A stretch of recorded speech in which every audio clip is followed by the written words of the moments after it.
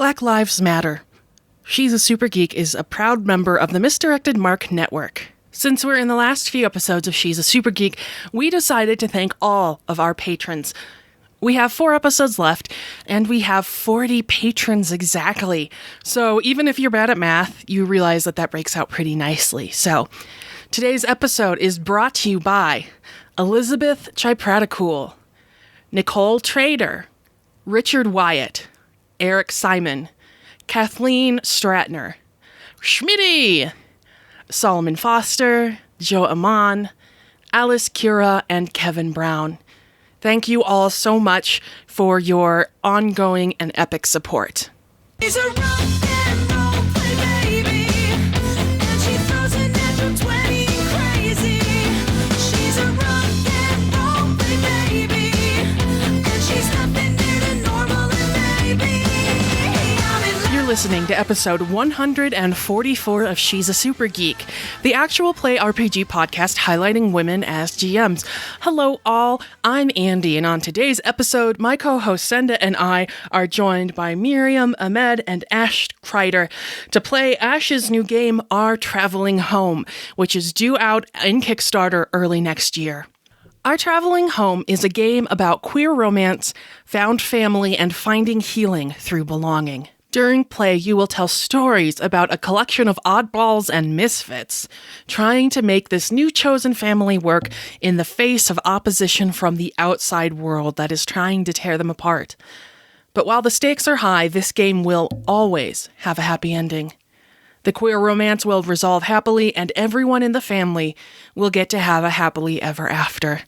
Senda and I are so excited to play Our Traveling Home, and we thought it sounded like the perfect game for She's a Super Geek's final game.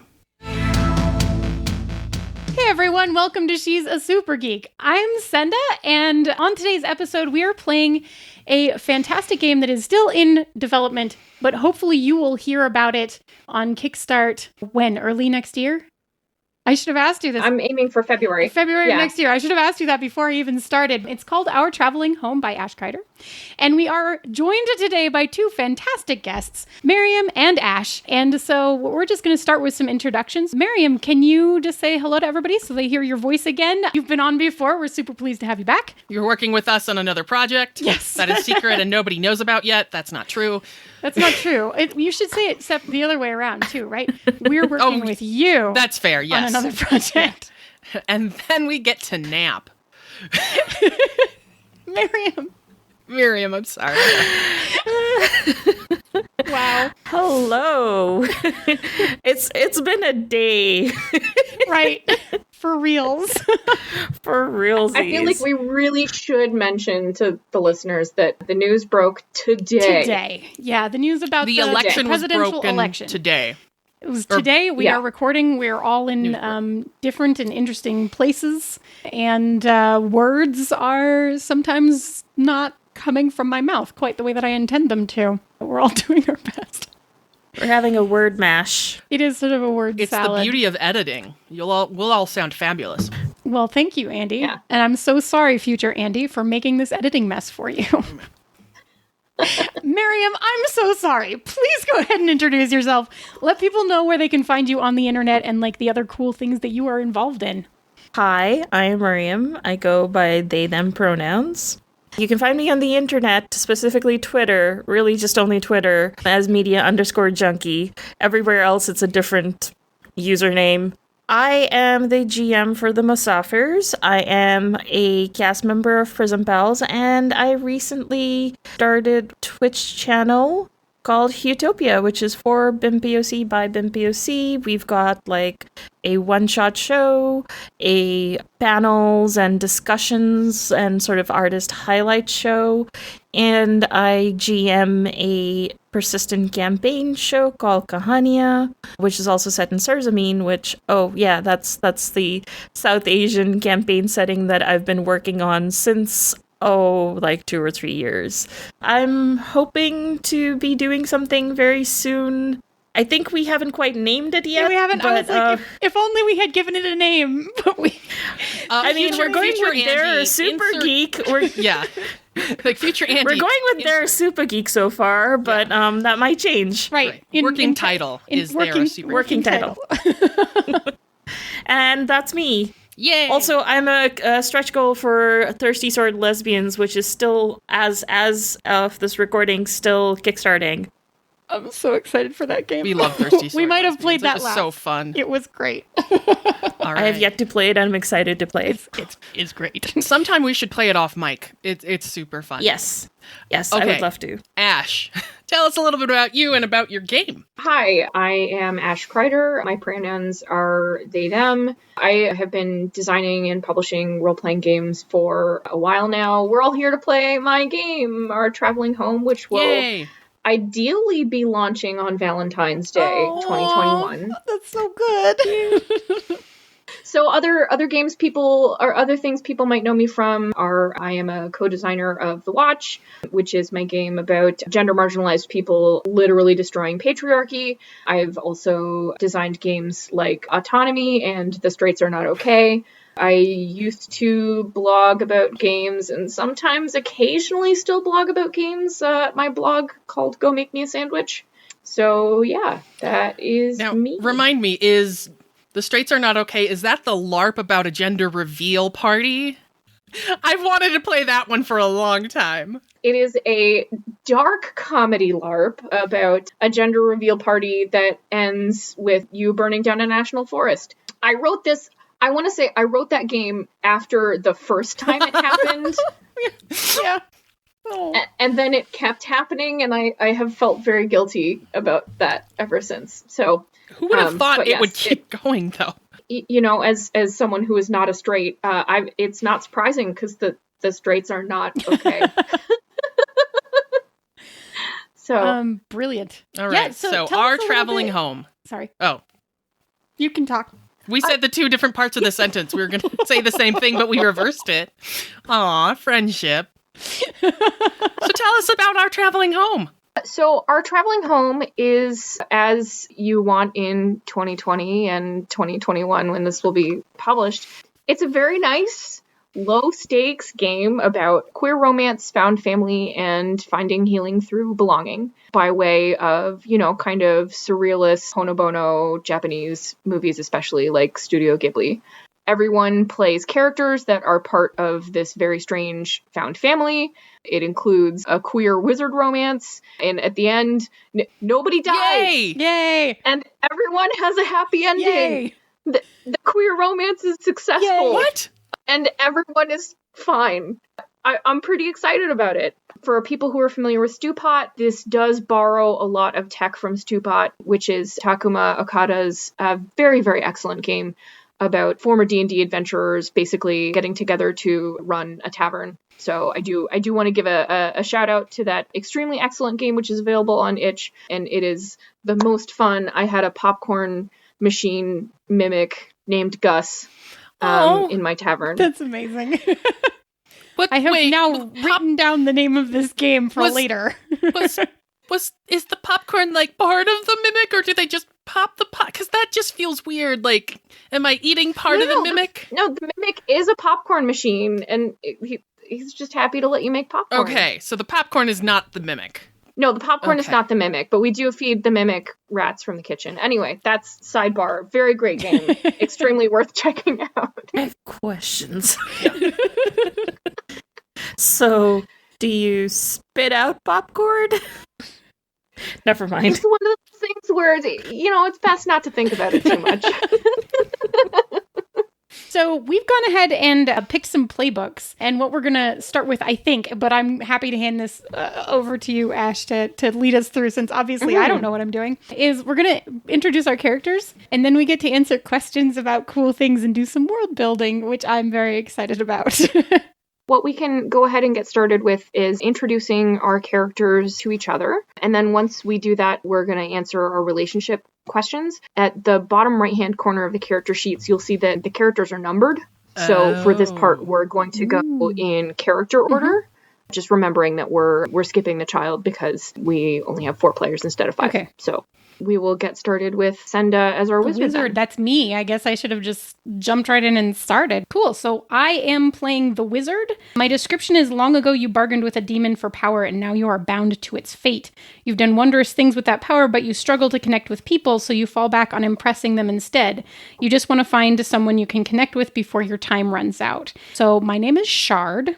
I am ambiguously gendered, so I'm going to go with whatever pronouns people sort of feel like using at the time will work for me. I have laughing eyes and sort of a graceful form that is mostly, like, it mostly shows grace just in all of my movements, almost having a dancer-esque quality to them as I kind of just move through the world. Even things that are sudden reactions move with a little bit more almost premeditated feeling, planned grace than you would expect. And I dress very flamboyantly, so I think that I wear a lot of like flowy silks, so that as I basically gracefully move through space, like these wafts of silk will just drift behind me, like flowy sleeves and stuff happening, which I like. Fantastic. So I have a mark of the demon, which is that my hair is always stark white, although it might change in appearance or how I'm wearing it. The color is always stark white. If I overextend my powers, I will actually start taking on wolf-like qualities until I might turn into a gigantic white wolf with like star-gleaming, smoky flame eyes, which is cool. I'm excited about that. That sounds awesome. Gosh, and the one other question that I should answer is I am running out of time before I lose my humanity completely, because what's happening is that the more time that I spend kind of with the powers that I work with, the more the wolf instincts are battling with my human instincts. And when those two things clash, like the more that I work with the magic, basically, the more powerful the wolf instincts become versus my human compassion instincts. Cool. That's awesome. me. Next, we have Andi as our demon. I am the demon.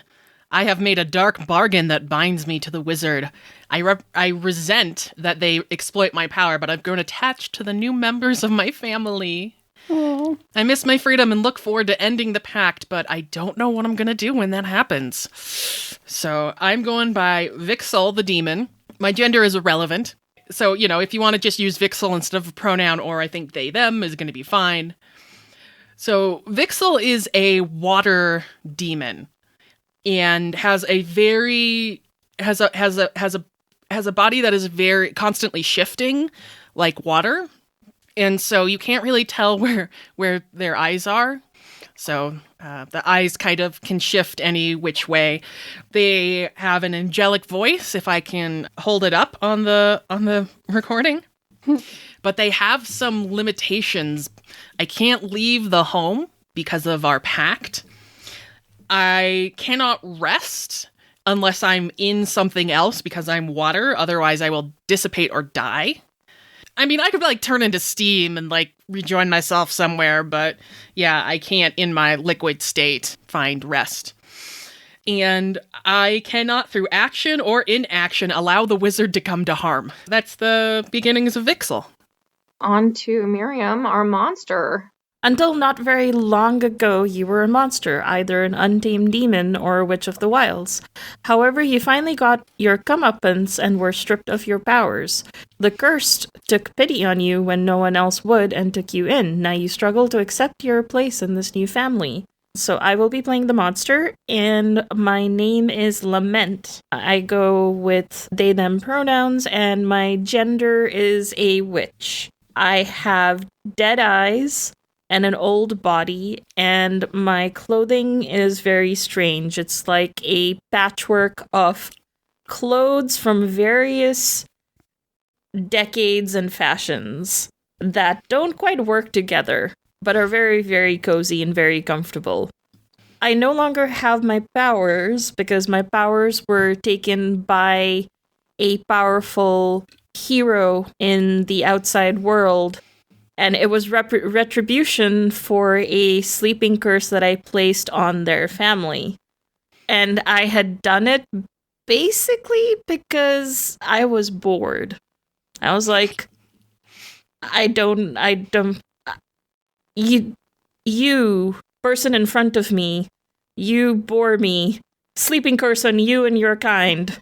It took about maybe 10 or 20 years, but the one person I did not manage to curse somehow showed up and kind of in Inigo Montoya mead, sort of. Because of that, with my powers taken away from me, I'm unable to pass as a young human, essentially. I don't have any of my shape-shifting abilities anymore, and I now look as I am, which is very, very old. I am quite old. Like, add a couple of zeros to the end of my age. Ash, tell us about yours. I am the cursed. I left normal society after a powerful being cursed me with a transformation spell. Now I struggle with a body that is strange and incorrect. The wizard is not able to help me with my spell, but I've found acceptance and a place that I can be useful here. My name is Aaron. The cursed is non-binary with sad eyes. They have a ghostly body. So in low light conditions, they look normal, but if there's like a bright light, or especially like if they're standing near a window, you can actually see right through them. If they work really hard and like concentrate, they can still pick things up and move them around, but it's always, kind of temporary. They have a strange voice. Their voice always kind of sounds like it's coming from underwater. My old life, in Aaron's old life, they use they, them pronouns. They were the eldest child in an upper crust family. I was apprentice to my mother's business. She ran a very lucrative trading business, and I had just, was expected to make an arranged marriage. I'd just been betrothed, and I hated it. I wanted to be a painter, but, my parents completely controlled my life. So when I was cursed, I basically ran away and left behind my mother and my fiance. So there is one specific circumstance when the curse weakens to show others my true form when I'm not aware of it. And basically the curse only weakens when I'm not aware of my body. Because my body is wrong, I'm aware of it all the time. It really doesn't happen very often. That is Aaron the Cursed. So the next step is to work through our relationship questions. And again, those are going to be done in character order. So going back to Senda, why don't you read aloud your relationship questions, and it'll kind of say who you need to talk to answer them. Yeah. So my first one is with the demon, Andi. Don't give me that look. And the question is, how did you enter your pact with your demon and why? I'm just going to kind of start telling a story, and feel free to jump in and add details or whatever, and we can build off of it, or tell me if you don't like it at all. How about that? Okay. More years ago than I look, or than anyone is particularly aware, I was deep in a pine forest. It was a pine forest that it was very fragrant, but it was also very dark, despite the sun being out, because the trees were just so thick. And it was dim and silent, and with that pine scent under the trees. And I came across what seemed to be like a small lake in the middle of the forest. And it had been a long day, and I jumped into the lake, and I decided that I was going to find the bottom. This is going to sound like a legend, because I have no idea why I would do such a thing, but that's just how legends work. I mean, you had a reason. No, you may not remember it anymore. I don't remember. It's been a long time. It seemed like there was something at the very bottom of the lake that was gleaming or glinting, and I needed to find out what it was. I couldn't tell from the surface because of the way the water rippled exactly what was going on. So I ended up jumping into the water, and it was far, far deeper than I had any reason to believe. I was actually becoming concerned that I wouldn't be able to continue holding my breath before I got to the bottom. But just as I was worried, my hand touched what I thought was an object down there and wrapped around it, and I pushed myself back up to the top. And I feel like that thing was some form of you-ish. Yes. Let me maybe take this a step further to say it was an ice lake, which is weird. Sure. Because it was maybe sunny and summer, and all the trees had their leaves. Yep, but there was a strange chill right in that clearing. Yeah. So there was something, it ended up being a block of ice that glistened strangely that happened to be me. There you go. So you brought me out and I started thawing. Yeah, and I think that is the point at which we entered the pact, because I realized that what I was holding in my hands was something sentient. Maybe? Uh-huh. Yeah. Did you offer me like some sort of power for rescuing you from a frozen state, or I don't know. Can I bounce into my question? Because I feel like this question will answer that. Yeah, go for it. So my question is, you'll never admit it, but when the wizard found you, you were weak and needed the pact to survive. Oh. How did making the pact save your life? Okay. I think I had been rejected by the other water spirits. Some of them demons, some of them, whatever, in that particular lake. And so I was basically driven to the bottom, and, in that coldness, I turned into ice. And so they wouldn't take me back. So I couldn't go back into the water. But if I turned into a puddle, I would die. So I was weak. I don't know how long I'd been frozen. Some of it probably I wasn't even aware of. And so if I didn't make a pact where, I shared some of my power, somebody else shared with me some of their power so that I could maintain a shape, particularly if they put me in something, which I'm going to say, yeah. I'm guessing that you did. I put you into my water skin. Yes. It was just one of those things that was like, oh, this was perfect timing. And you might have been a little bit afraid because I probably said something about, the other demons might come after me. Even though I don't remember anymore why I was chased to the bottom of that lake. So you were also really worried. And I think you were also lost. Oh, sure. I was lost Yeah. in that forest. I was absolutely lost in that forest. So I think that maybe you told me, this answers my question, if you're cool with it. Maybe Yes. you told me that you knew the way out of this forest, and that if I Maybe, made a maybe pact not. with you, then and contained you in something so that you could start recovering your power, then I could be very powerful and you would show me the way out. Yes. Good. I like that. Yeah. I was going to say, Andy, I think you kind of touched on what the terms of the pact were earlier. Right. But do you know what it will take to end the pact? Andy doesn't. Well, I mean, it's a question for both. Yeah. you Yeah, and it's actually Senda, on my so- sheet. So Yeah. they're saying it because they know I'm going to get to it. Yeah. So the question is actually, what are the terms of the pact?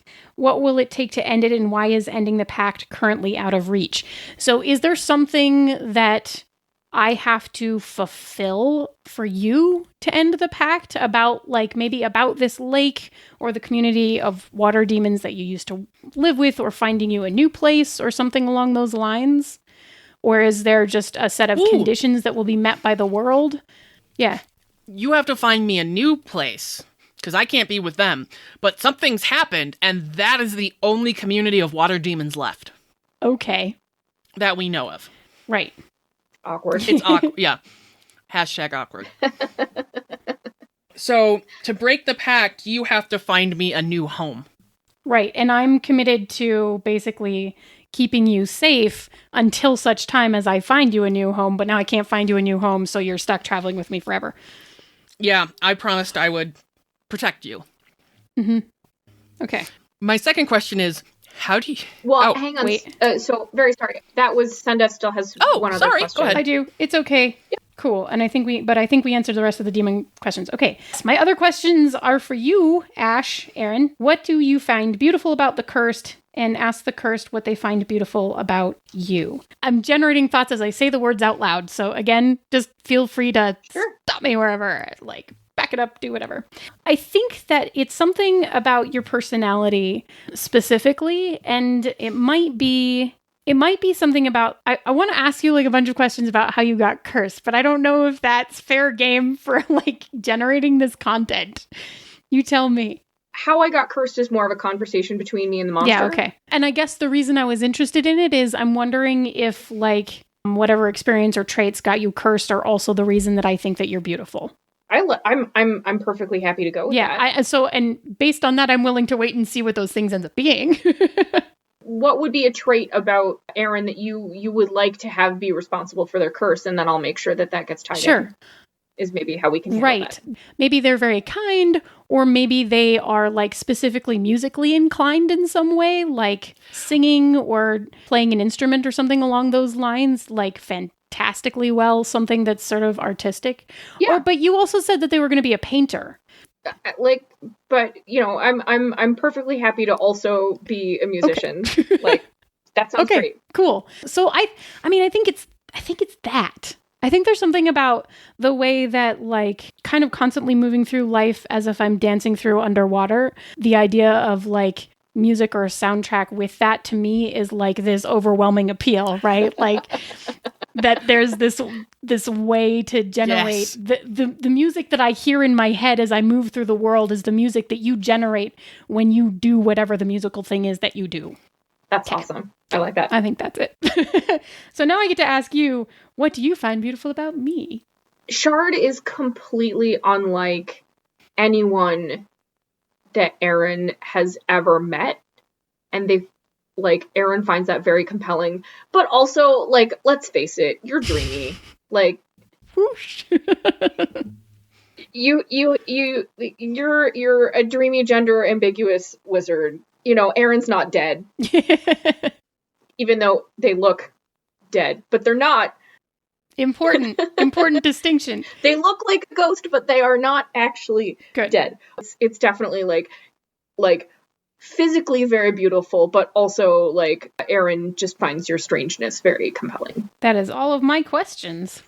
So on to Andy, and No. sorry about the Oh, confusion no, it's cool. Because we were going back and forth, so I thought We I made thought it confusing. you were done. So my question is, how do I feel about the wizard? There's a look happening here, and I don't know what it means.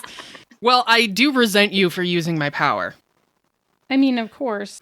You probably didn't expect this deal to last this long. No. So I've been using it for like a while. When I went into that particular...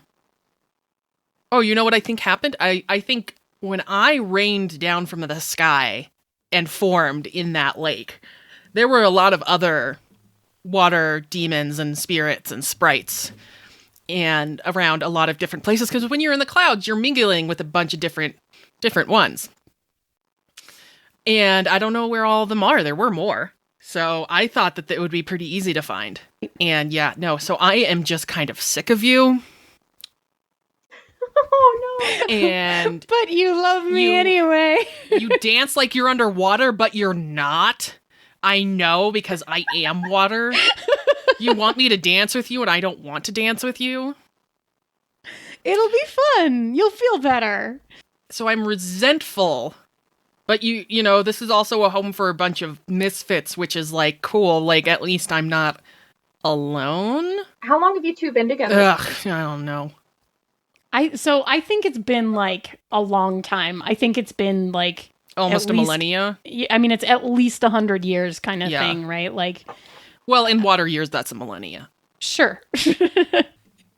In I water also, years. for whatever reason, this is now in my head. I don't have, like, I can keep my form when I have power, but because it takes power and Shard uses that power, I think I run around in a gerbil ball.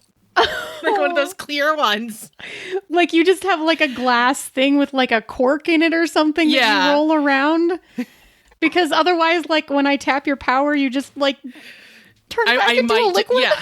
Oh, So, wow. Okay. yeah. So the question for you is, how do you feel about me? So I think I actually feel guilty that I haven't been able to find you a new place to live. Because that was I don't know why you'd feel that way. I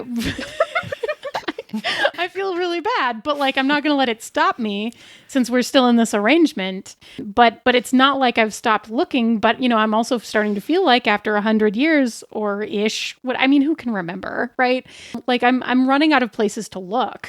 And I'm wondering if this is going to become like a permanent arrangement, and I'm not really sure how I feel about it, because I never expected to have to worry about losing my humanity in this pact, because it wasn't supposed to last this long. No.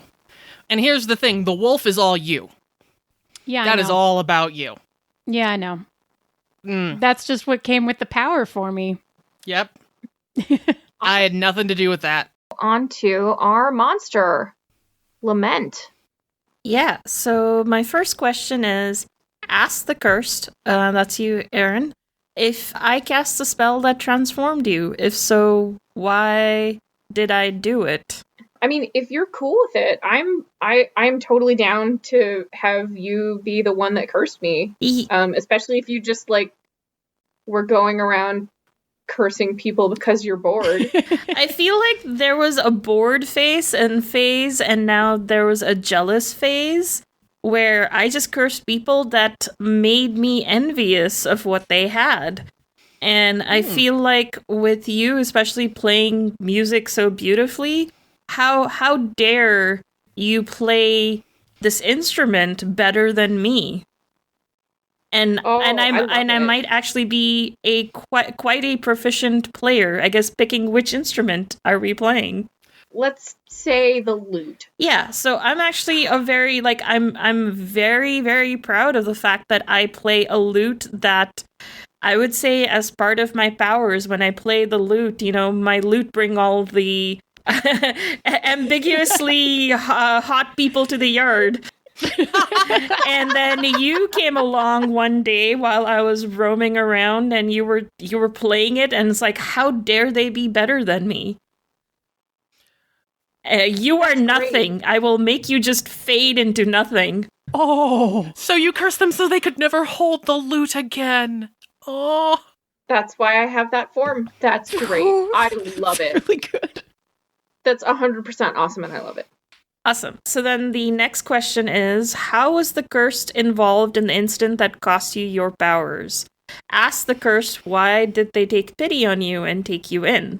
I think that I was the one who showed that hero where to find you. I basically didn't know what to do with myself after you cursed me, so I was like, I'm a ghost. I'm gonna haunt you now, I guess. But I got bored with that. But when I kind of stumbled across this hero that was looking for you in the wilds, I was like, oh, yeah, you're gonna come with me. They went that way. Yeah, do you want a guide? I can be your guide. I don't think that I like took pity on you right away. I think I just kind of left you there. Maybe it was my dead eyes and my old frail body that perhaps induced some amount of pity. I mean, if you're cool with this, I think maybe I was like, well, that's done. And then I went and, ran into the wizard and was like, cool, can I stay here? And maybe it was like several weeks later when, they stumbled across you, like really not doing well without your powers. Yeah. And your like old body. I actually might have just sat there staring into nothingness. I hate it and I love it at the same time. So that is what happened. Yeah. Those dead eyes. I found you in the exact same spot, and I was like, oh no. I broke it, so I think I bought it. So that is how... You may not have even been sure that I was alive or not, because I was just staring. Oh, that's great. However, maybe you heard a rumor that if the person who cursed you, perishes or doesn't exist anymore, your curse would end, but your curse hasn't ended, and it's like, wait, why is it not ended? And it's like, oh, you're still alive. Yeah, but I couldn't, I even had a moment of, if I leave them here, this situation will probably sort itself. But then, I couldn't do it because I felt bad for you. So, yeah, that's great. Yeah, that's great. So my last question is, you and the wizard go back a long way. Why were you once close, and why did you become bitter enemies? Ask the wizard how they felt when the curse brought you home. So I feel like magic attracts magic, in a sort of in the early days, we might have actually been contemporaries, and we might have been the best, we were actually kind of the terrible 2 sort of a thing, where we were, like magic school or whatever it is, we were just blowing it up. Top of the class. Yeah. Do whatever we want. Sure. Oh, but also bitter rivals? We were frenemies. Frenemies. Yes. Yeah, I'm like, definitely frenemies. Wizard college frenemy. Yep. But what, Good. I guess what went from, like, frenemies to actual enemies?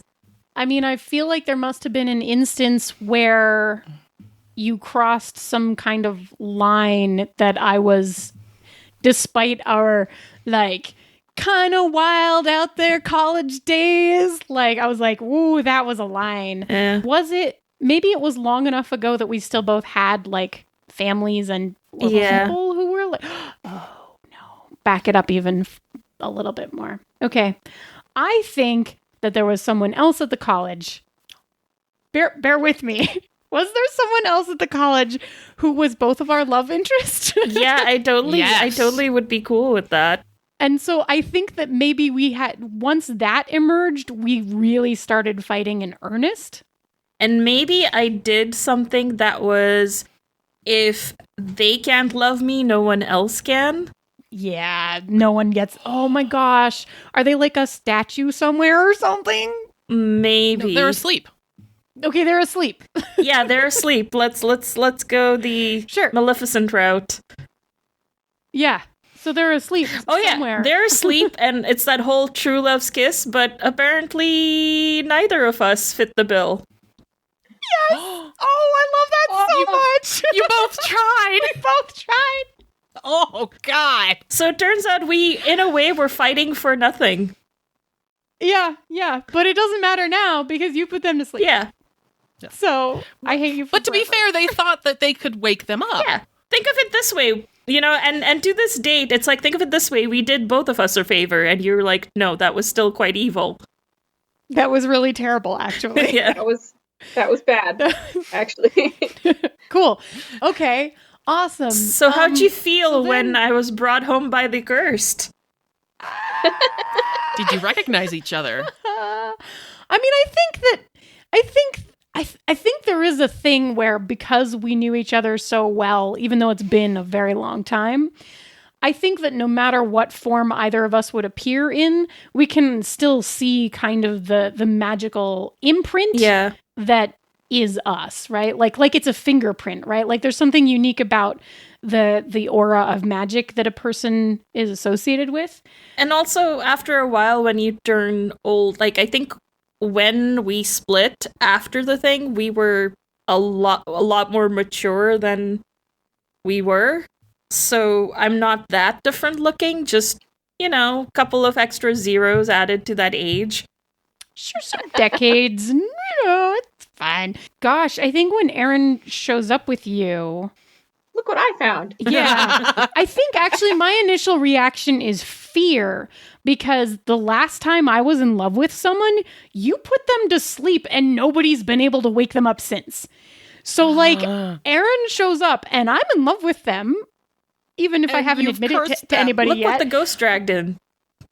Right. And you immediately show up with this person who ripped the last person that I dared to love. They took from me. Ow. So Wow. I feel like I have a fear reaction first. And then I think the longer that you're here, the more I learn to pity you, because I still have powers and you do not. And I'm kind of watching what it's like to have once truly had powers and to now be kind of reduced to like something else. Human. Like, I basically just sit there. I'm like a puppet. You kind of have to manipulate and move me around. So I'll just happily sit in one place for hours until that chair is needed, and then you're like, okay, come on, just go sit here instead. Right. So I think now I feel pity because I remember how magnificent you were when we were frenemies, and you are not that person anymore, not that power anymore.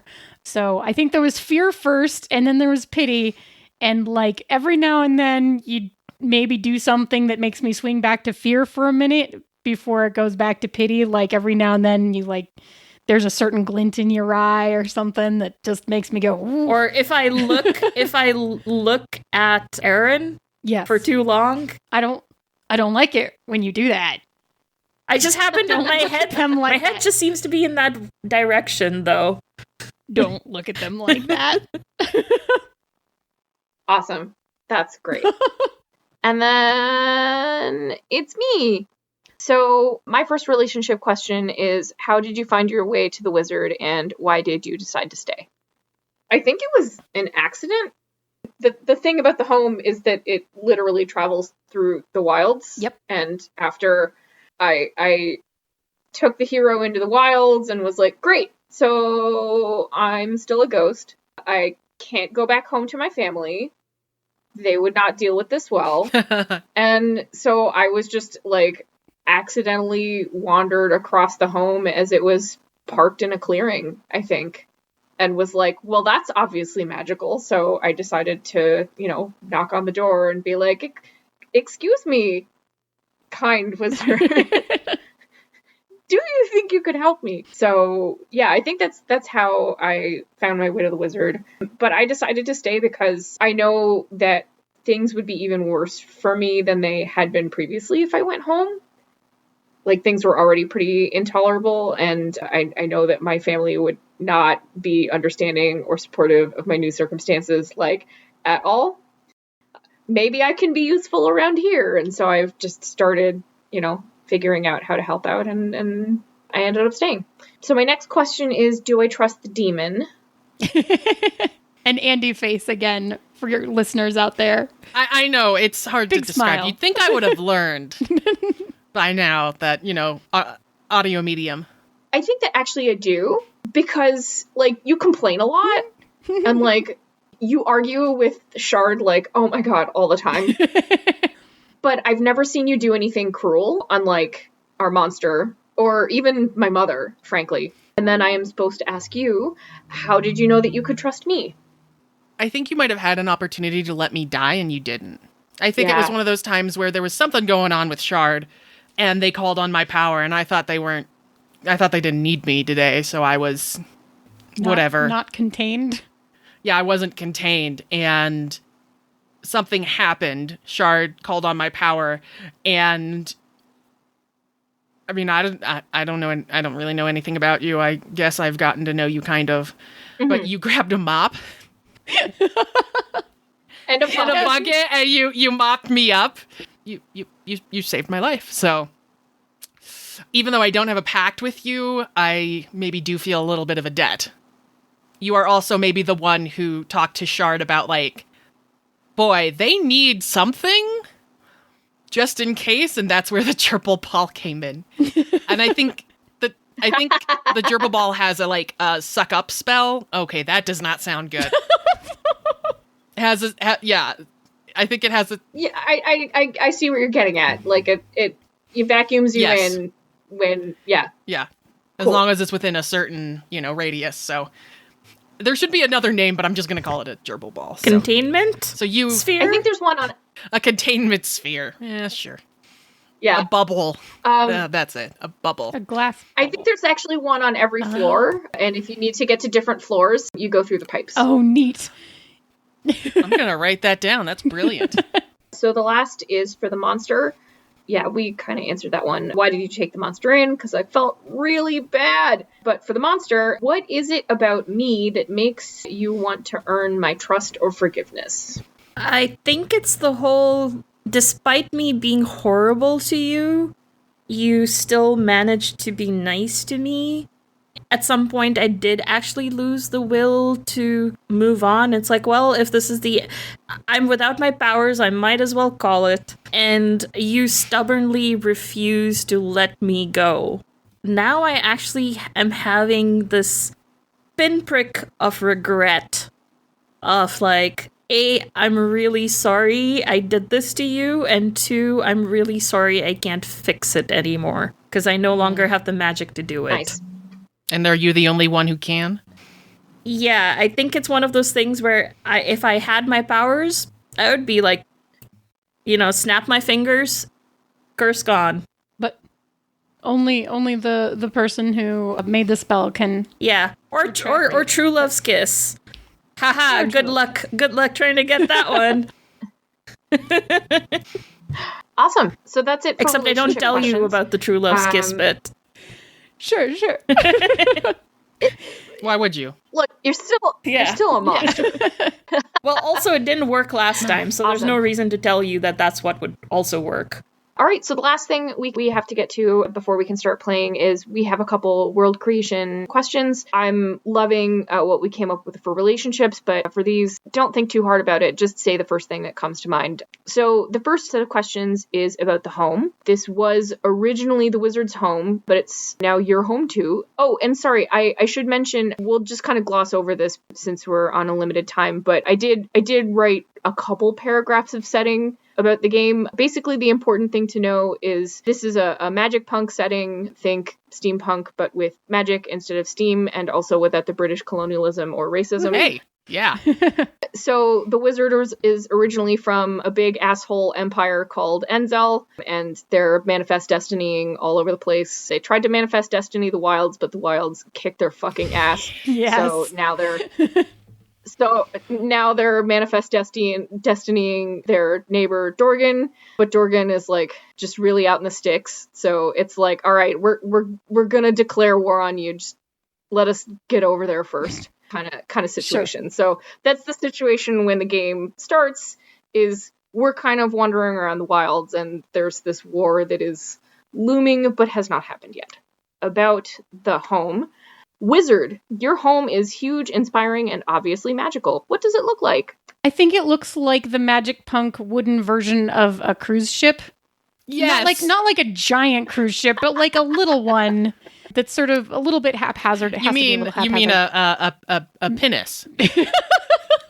I think that it basically travels like on a sheen of constant water because the one part of your power that I am consistently using is basically making like this fake water to go under the ship at all times so that it can use that to move. So Yeah, we have that's our cool. own patch of water that we sail on everywhere is what it is. That is completely dope. So I just love it. follow the wet trail. Yeah, we live like a slime trail.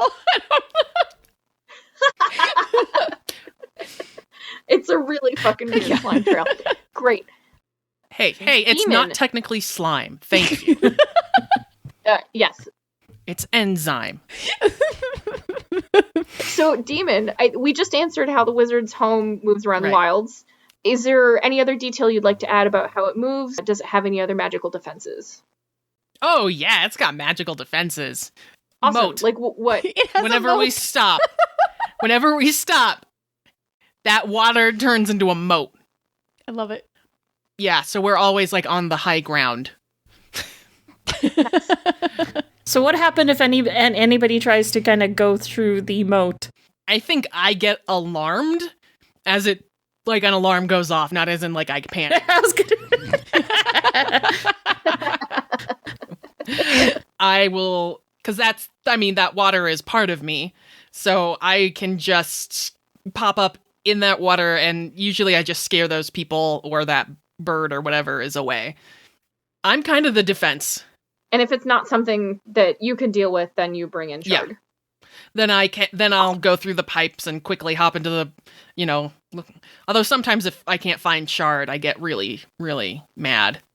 So, This question is for the child if they're playing, but they're not, so we'll just throw this out to everybody. The home's interior shifts at the whim of the wizard and according to the needs of the family. What is the interior like, and why does it feel homey? So the outside of the home looks like this wacky cruise ship. Is the interior or like a ship, or are we talking like English cottage or like whacked out wizard mansion or I kind of feel like it's some weird cross between like the cozy inside of a ship and like English cottage. Like there's hammocks for sleeping, but also like nice china on the walls.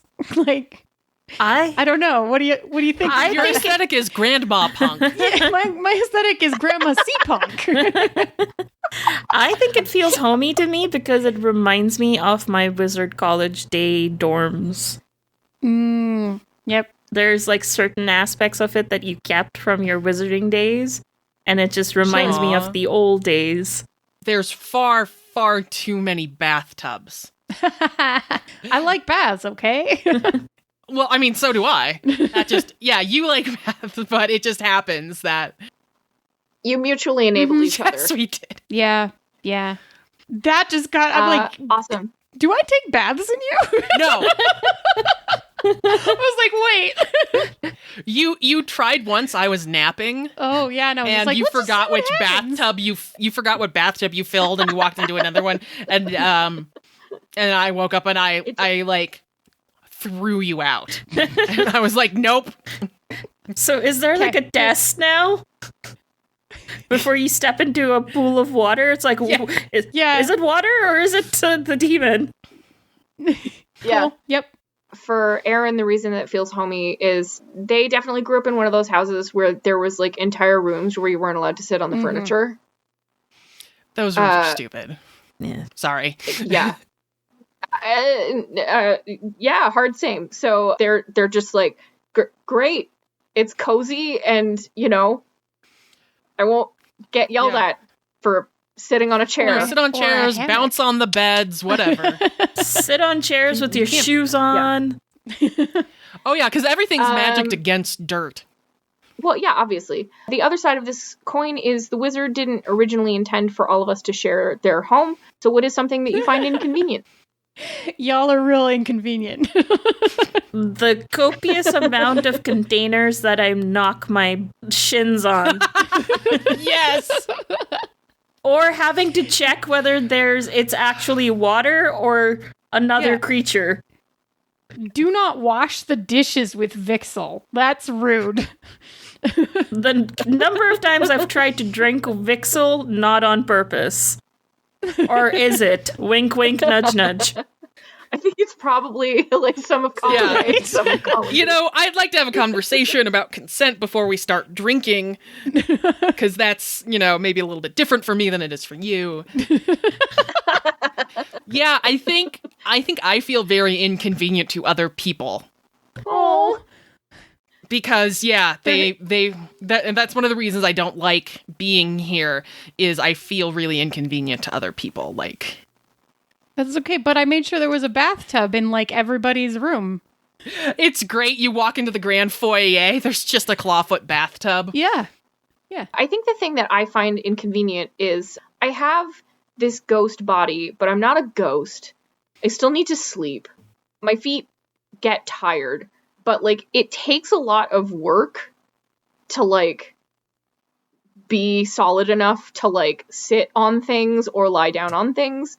So I think Shard, I have a hammock that's mine that you had to like specifically bespell that hammock so I wouldn't fall through it all the time as soon as I fell asleep. And there's like one or two chairs in every room, but like I have to like, it's just very irritating having to like check, because sometimes I don't remember to check because I forget that I have a ghost body and I end up on the floor, when I fall through the chair and I'm like, ah. I don't So, mean to, yeah, but I think smile that's or right. laugh when that happens.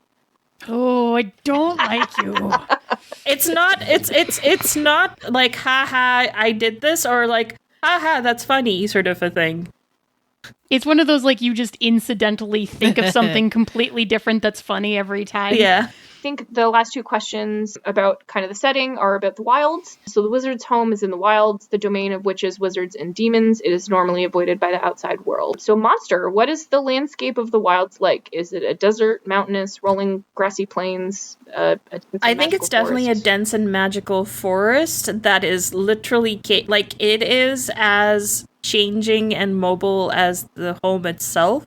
Which is why it was so difficult to have the manifest destiny of taking it over, because how do you deal with chaos? Because you can plan for one thing, but you can't plan for the other thing. Right. Oh, it's like the Talking to Dragons books. I love it. I was going to say this is clearly the same forest that I got lost in, and that's why I couldn't find my way out. Have you I love it, actually yeah. found your way out and then I'm went not back sure in? now. I am actually not sure if I ever found my way out, and like maybe that's the other part of the found pack. our way. We found our way out of the place we were. I got you back to your home. Right, there's two parts to the pact. The first part is that you have to get me Yeah. out. The second part is that I have to find you a new place to live. We have accomplished neither of these things. I mean, I think after, like, it's been so long, I think probably you've figured out how to tell where you are enough to get Yeah, around. I think so. I think the other interesting thing that I'll just add to this, based on our home, is like, I think that as the ship moves through, the trees actually just like Bart. walk out of the way. Yeah. Yeah. And then they close again there's behind water. us. Yeah. I think, yeah, and I think when they tried to manifest destiny, the one part of Wilds, like, why they gave up is because, like, they'd be like, cool, like, we're gonna plant our flag here and, like, set up a camp, and then, like, 2 days later, like, all the trees would have walked away. Yes. It's like whack-a-mole, but with The forest trees. just left. Yeah. Like one day you wake up and there are no trees. The next day you wake up and everywhere is littered with trees. You can't like get you out. Just, Yeah. yeah. Yep. Yeah. You don't leave the wilds. The wilds This leave is the you. forest Yes. of no return. They're like, nope. I love that. That's great. Yeah. The wilds are a beautiful and dangerous place. Just for anybody who wants to throw something out there, what is a danger of the wilds that you have either encountered or heard about? Don't mess with the big old oak tree in the center of the forest. Ooh, yeah. That tree. The is- only thing that never moves. Yeah. Yep. It's kind of like got really deep roots, so it kind of is able to see the entire forest and the trees. Like, it's like this weird mice. Even though trees are not fungi, it kind of has this kind of like fungi bonding. Yes. Yeah, I was almost going to say, is the forest Yeah. a hive mind sort of situation? Is that? Yeah. Well, Because that's Absolutely. cool. not all the trees, but any tree could be a part of it. Right. Yeah. Good. Because that's way more dangerous. Yes. Yeah. Wizards have to be licensed to practice magic, but, you know, the wizards who, like, there's a wizard equivalent of getting disbarred. Some of them get enough of a head start to escape to the wild, and so that is one of the things that is dangerous about the wilds, is that there's feral wizards. Feral Feral wizards. wizard. I mean, it seems like I an love accurate it. description to me. So. Yeah. Yeah. But Yep. that's not you, right, Shard? I mean, not yet. Can I see your certificate of wizardry again? It's still fine. See, it's hanging on the wall over here by this lovely Expires in hand-painted plate. 19... All right. Does anyone else have any dangers they'd like to throw out? I mean, there's also a lake that hates me. That's true. There is a lake that. I mean, yes, there is that as well. So lastly, the wizard has an enemy that requires the wizard for their plans to come to fruition. Demon is going to play the enemy whenever the enemy comes up. Oh boy. And then the last thing, the last thing we're going to do is decide why the enemy needs the wizard. So starting with the demon, we've got a bunch of details. So go ahead and pick something that jumps out to you. Ooh, those are some good titles. But I think I'm going to go with the name Theris. I'm digging an extremely pretentious title, Yes. so I would really like them to be Supreme Oh my Magus. gosh. Theris. Yes. Yes. Supreme. I feel like they should go with luxurious clothing. Yeah. Like, maybe even out flamboyanting Shard a little. Yes. Ugh. Ugh. How To just How look dare. better. how dare? I think that they have calculating eyes. I think they're just one of those people that they're calculating everything around them at all times. And is their gender beyond mortal ken? Yeah, I feel like when you start studying magic, gender wendery gets like kind of bendery. Yeah.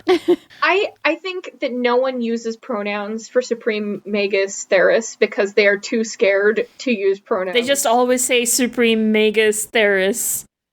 You have to say the whole thing, too. You can't just say Theris. Yeah.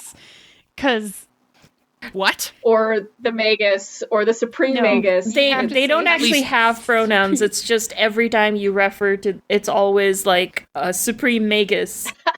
That's how you refer third person. Supreme Magus Theris. Supreme Magus Theris Oh my goodness. only goes by I- Supreme Magus Theris. I hate Supreme Magus Theris. Good. Mission accomplished. Last up, and maybe Andy, since you're going to be playing them, feel free to answer this question. Why does the enemy need the wizard? For the Empire. that's trying to invade the other country. I think. Oh, yeah. I think one of the things that makes it hard is that they have a much better navy. And so if the Empire really wants to expand, maybe it's on a different continent or something, they have to cross that water. They need the wizard, they need the Vixel, the demon, and their powers combined to sort of head up their attack forces. So they need the wizard. They want the wizard to be a monster driving a tricked out, like magic ship. I think that Shard might have some either things in their past or perhaps even stories and legends about them that makes Supreme Magus Theris think that, at first, when they first met, like, we'll tempt you with gold and jewels, and Shard was like, nah. And so now they're trying to come up with, like, ways to trick Shard into joining the greater good this quest. The greater good. Right. So Supreme Magus Theris definitely thinks they're on the good side. Don't you have any national pride? Definitely from the same empire, went to the same wizard school, they were in the same house. Was their teacher? We never liked Supreme Magus Theris. Shard, were you Theris' teacher? Or was Theris mine? Or was... interesting. I think the other way around is better for the evil power dynamic. Yeah. That's fair, yes. Yeah, Supreme... I think Supreme... They were the head of the Wizards College. Oh, yes! Oh, man, they've been around a long Supreme time. Magus. Yeah. They're even older than the two wizard. of us. I know. Like, by they a are lot. the oldest wizard. Just add, 3 zeros to our ages. But they don't look a day over 4,900. They are an absolute tool, and I hate them. I mean, Yes. I do too, but I love them they too were now. middle-aged when the dinosaurs were Awesome. around. That is character Yay. appropriation.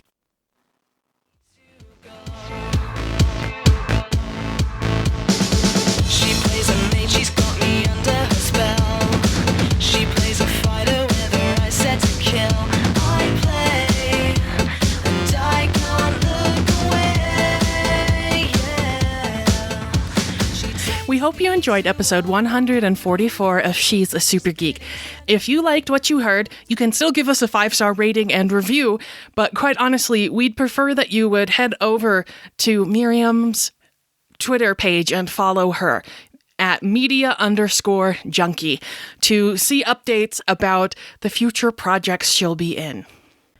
Our theme song is Rock and Roll Play Baby by Kieran Strange. You can find more info and music and merch and tour dates online, kieranstrange.com, or on Twitter at Kieran Strange. Be sure to check out shows on the Misdirected Mark Network. My defenses, I'm ready, I'm waiting on the battleground. She's a